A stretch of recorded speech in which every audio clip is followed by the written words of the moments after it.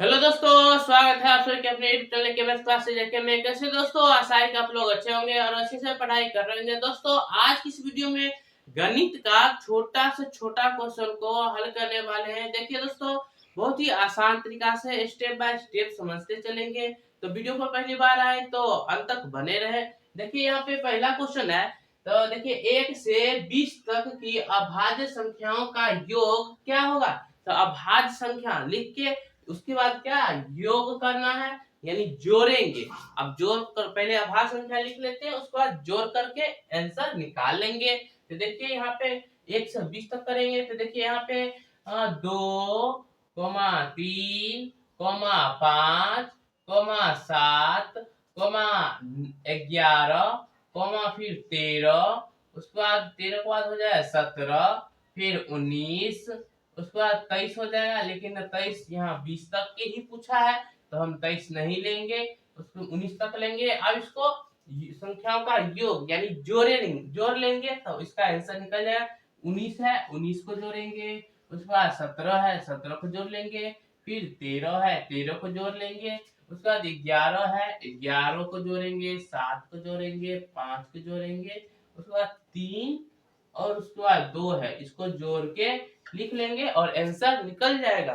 तो देखिए 9 7 16, 16 3 19, 1 20, 20 7 27, 27 5 32, 32 3 35, 35 2 37, 37 के लिखेंगे 7, हाथ में 3 हो जाएगा। अब देखिए 3 और 1 4, 1 5 6 7, 7 हो जाएगा। यहाँ पे इसको जोड़ लेंगे, अभाज्य संख्याओं का योग हो जाता है 77। ऑप्शन नंबर सी में इसका आंसर हो गया। दोस्तों, आशा है कि आप लोग समझ गए होंगे।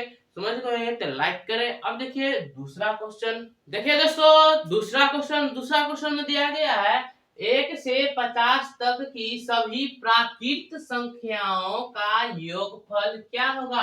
अब प्राकृत संख्या तो पता ही होगा, तो गिनती की संख्या को प्राकृत संख्या कहते हैं। अब इसको 1 से प्राकृत संख्याओं का योग अगर पूछा जाए क्वेश्चन में तो एक सूत्र आता है, यानी n into n plus 1/2।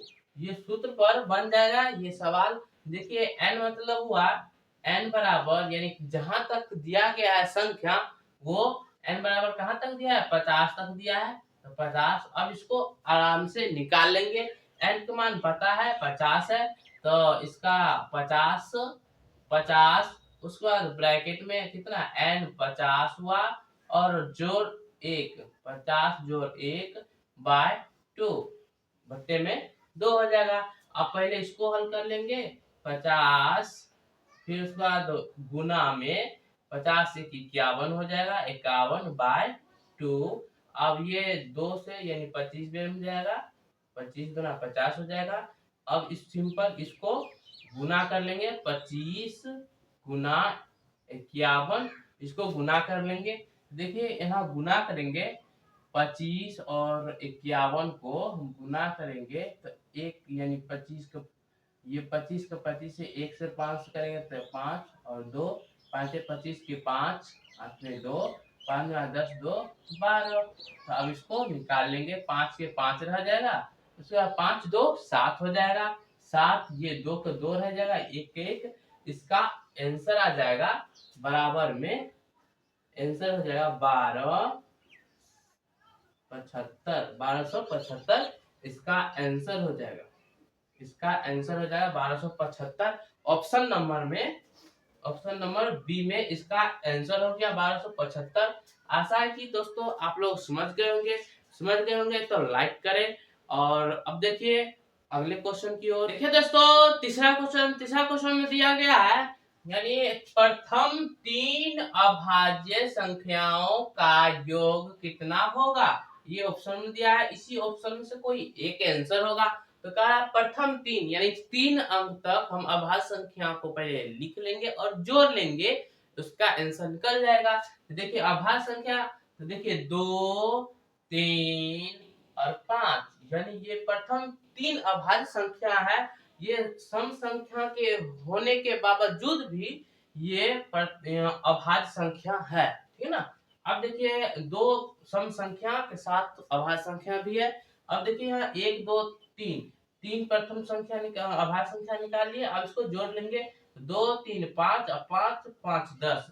Option number में बी में इसका आंसर हो जाएगा 10, आंसर हो जाएगा 10, आंसर हो जाएगा ऑप्शन नंबर बी में।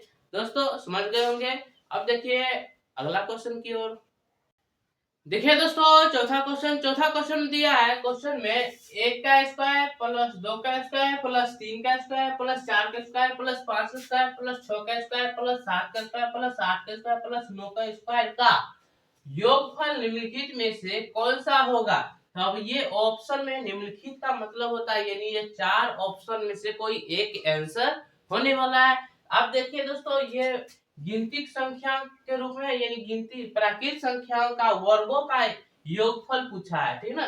तो इसका एक सूत्र आता है, बहुत ही आसान तरीका से देखने वाले हैं। देखिए यहाँ पे सूत्र हो जाएगा n into n plus 1 into फिर 2n प्लस 1 बाय 6 बटे में 6 हो जाएगा। अब इसको बहुत ही आसान तरीका से निकाल लेंगे। n बराबर यानी जहां तक दिया गया है संख्या यानी कहां तक 9 तक दिया है, तो 9 तक की संख्या को हम n बराबर 9 हो जाएगा। अब इस पर मान बैठाकर इसका आंसर निकाल लेंगे। यानी 9 का n का स्थान पर हम 9 दे देंगे, 9 फिर ब्रैकेट में n का स्थान पे 9 प्लस 1 फिर ब्रैकेट में है 2 गुना में n है तो यानी n का n बराबर 9 है, 9 प्लस है 1 अब 1 ब्रैकेट में अंदर। अब देखिए 6 बटन है। अब इसको हल कर लेंगे तो देखिए 9 रहेगा गुना में 9 और जोड़ 1 तो 10 हो जाएगा 10 और फिर यहाँ पे गुना में यानी 2 9 18 19 यानी इसको 19 हो जाएगा। बट्टा में 6 है, 6 लिख लेंगे। अब देखिए 2 तिया 6 और उसके बाद यहाँ पे 2 तिया 6 हो जाएगा। उसके बाद 2 पंचे 10 हो जाएगा। अब यहाँ कट के अब फिर देखिए ये भी कटेगा, 3 इकाई 3 3 तिहाई 9।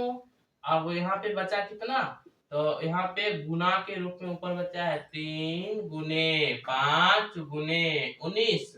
अब इसको गुना करके हम आंसर निकाल लेंगे बहुत ही आसान तरीका से। देखिए 19 पचे 95, 19 पचे 95। अब उसके बाद 3 से हम गुना कर लेंगे इधर, तो 3 पचे 15 के 5 हाथ में 1 और 9 तिया 27 1 28।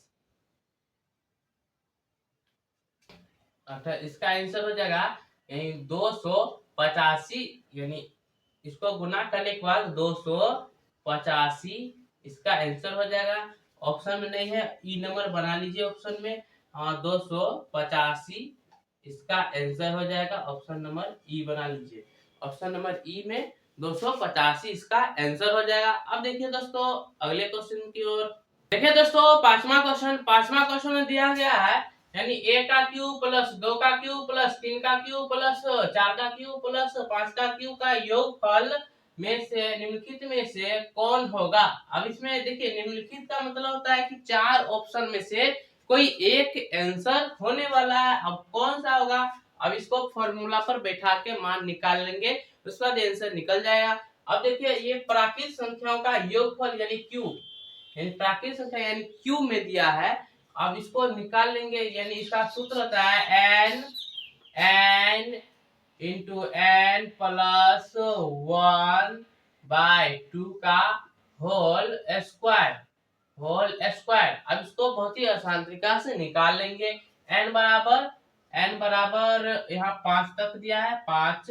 अब इसको निकालेंगे तो देखिए सूत्र पर बैठा के n का स्थान पे हम 5 लिखेंगे, 5 फिर ब्रैकेट में n का मान हम 5 है, 5 प्लस 1 ब्रैकेट फिर बट्टा में 2 है, 2 इसका पूरा स्क्वायर यानी होल स्क्वायर। अब इसको मान निकाल लेंगे बहुत ही आसान तरीका से, 5 के 5 रहने देंगे। अब इसको गुना में 5 1 6 6 और बट्टा में 2 अब इसका पूरा होल स्क्वायर है।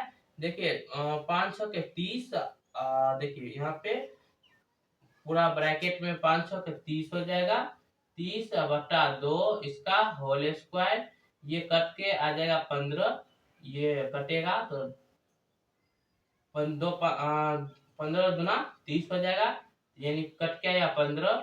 अब यहाँ पे निकाल लेंगे बहुत ही आसान तरीका से 15 का स्क्वायर, यानी 15 का आप लोग इसका स्क्वायर, तो 15 का स्क्वायर होता है, 15 का स्क्वायर हो जाएगा 225, 225 इसका आंसर हो जाएगा, इसका आंसर 225 हो जाएगा।